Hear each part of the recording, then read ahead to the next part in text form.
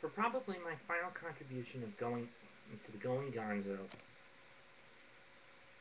so collaborative, co-hosted by Lavabuster and Geek9, I'm going to talk about a sequel anime. This is a sequel to an anime that Lavabuster ripped apart in his debut review. But this isn't a series sequel, oh no. This is one that should never come about to be a sequel for this series. I'm talking, of course, about the 2009 full-length feature film known as Afro Samurai Ressurection. Yeah, you heard me right. This was a movie, not an anime series. Oh well. It starts off time having passing since the end of the original OVA series. Afro has now more or less put his sword down and is now wallowing in his grief for the millions of people he's killed, has stuck the #1 headband on his daddy's grave,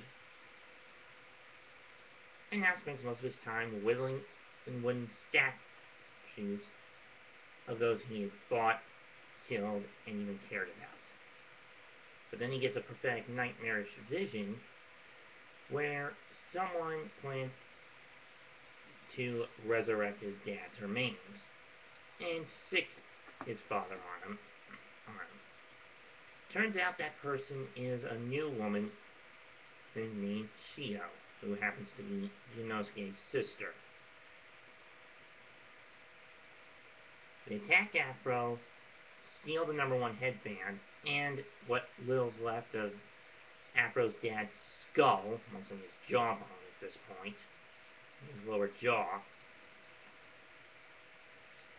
and threaten Afro by saying that he'll suffer getting beaten by the hand, that his daddy will get tortured unless he finds the #2 headband and tries to stop Shio.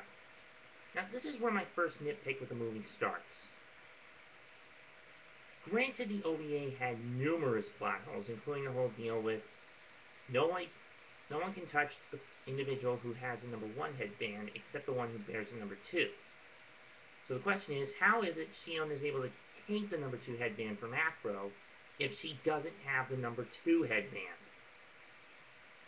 In any event, Afro must now once again search for the #2 headband, stop Shio, and reclaim his father's remains so he can rest in peace.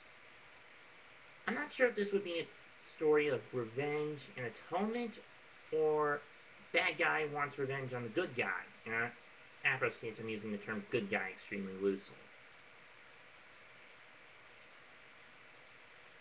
Once again, Gonzo does pull out all the stops, making the animation slick, stylish, the fights, while predictable, still brutal, fast pace to some extent,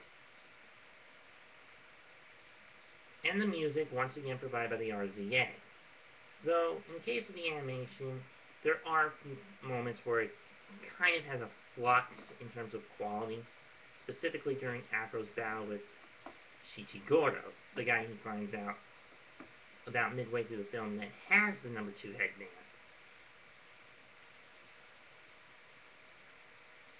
Thankfully, the voice cast is also good.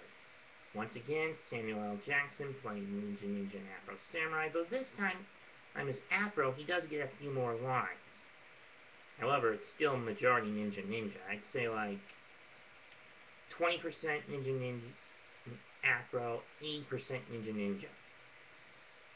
So thankfully, Ninja is not as annoying as he was last time. Though, they do change up a little bit. This time around, the main female, Shio, is played by Lucy Liu, best known for Charlie's Angels, and one of her lackeys is played by Star Wars' Mark Hamill. Most of the other cast members, Phil Lamar, Yuri Lowenthal, Liam O'Brien, member from the original VA, are back casting into their certain roles. And playing each of their certain roles. But anyway, I'm not going to spoil the ending to those who haven't seen it. You'll have to find it for yourself. My thoughts of it, meh. It's not as good or as bad. I mean, it's about on par with the OVA. Just, it does give Afro a little more to say. It shows initially that he was not willing to kill people for the sake of whatever he's going through. But initially, Afro just comes off wallowing more in grief than he is in anger. It's kind of jarring, actually. It's not until the end when it's not until after he picks up the number 2 headband and gets on the road again to fight Shino. Though there are a couple of moments where he shows a bit of empathy and mercy to someone, basically a little kid who Shichigoro had adopted as his son for an old buddy of his, who had died searching for the number 2 and number 1 headbands. Final fight, not going to spoil it. The ending's a bit of a cop-out. That's all I'll say. Final score, Afro Samurai Ressurection, the movie, gets 6 out of 10. 6.5 out of 10. I don't recommend this to anybody other than fans of Samuel L. Jackson or action junkies. By action junkies, I mean the ones that prefer pointless bloodshed for the sake of looking cool.